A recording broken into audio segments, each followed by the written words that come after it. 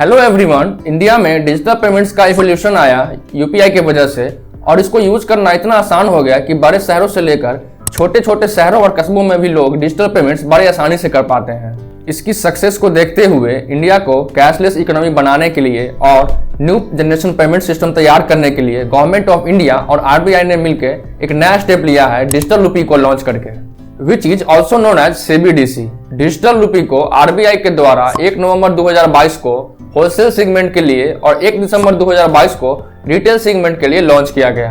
और आज की इस वीडियो में हम सीबीडीसी यानी कि डिजिटल रुपी के बारे में अच्छे से जानेंगे, सो आप इस वीडियो को शुरू से लेकर अंत तक जरूर देखें।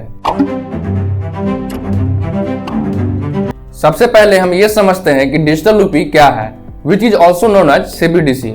तो सीबीडीसी का फुल फॉर्म हुआ सेंट्रल बैंक डिजिटल करेंसी। ये इलेक्ट्रॉनिक फॉर्म होगा फिजिकल करेंसी का।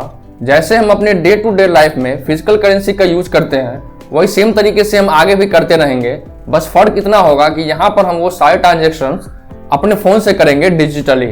अभी जो पैसा हम अपने पॉकेट के वॉलेट में रखते हैं, वो डिजिटल रुपी आने के बाद हम वो पैसा को अपने मोबाइल के वॉलेट में रखेंगे। डिजिटल रुपी बिल्कुल सेफ होगा क्योंकि इसको ब्लॉकचेन टेक्नोलॉजी से बनाया गया है। जो लोग क्रिप्टो करेंसी के बारे में पहले से जानते हैं, उनके लिए इसको समझना और भी इजी होगा, बिकॉज कहीं ना कहीं डिजिटल रुपी क्रिप्टो करेंसी से ही इंस्पायर्ड होकर बना है। लेकिन डिजिटल रुपी और क्रिप्टो करेंसी में काफी डिफरेंस है जो आपको मालूम होना चाहिए। जैसे कि क्रिप्टो करेंसी एक डिसेंट्रलाइज करेंसी है और इसका वैल्यू हमेशा चेंज होते रहता है। जैसे कि अभी आपके पास 1 लाख रुपया पड़े हुए हैं तो वो 5 मिनट के अंदर 10,000 भी हो सकता है। लेकिन सीबीडीसी एक सेंट्रलाइज करेंसी है जिसको आरबीआई के द्वारा बनाया गया है और इसका वैल्यू हमेशा सेम रहेगा। जैसे कि हमारे फिजिकल नोट में होता है, अगर हमारे पास 10 रुपए हैं तो उसका वैल्यू हमेशा 10 रुपया ही रहेंगे, उसका वैल्यू ना कमेगा ना बढ़ेगा। सीबीडीसी के 2 टाइप्स होंगे, एक रिटेल सेगमेंट के लिए और दूसरा होलसेल सेगमेंट के लिए। रिटेल सीबीडीसी को सीबीडीसी आर से डिनोट किया जाएगा और ये जनरल कस्टमर्स और प्राइवेट सेक्टर्स के थ्रू यूज किया जाएगा। जैसे कि हम और आप जो डिजिटल रुपी को यूज करेंगे उसे रिटेल सीबीडीसी कहा जाएगा। और होलसेल सीबीडीसी को सीबीडीसी डब्ल्यू से डिनोट किया जाएगा और इसका यूज सिर्फ बैंकों के द्वारा होगा। इससे बैंक आपस में इंटर बैंक ट्रांसफर कर सकेंगे। अब बात करते हैं कि डिजिटल रुपी हम कैसे ले सकते हैं।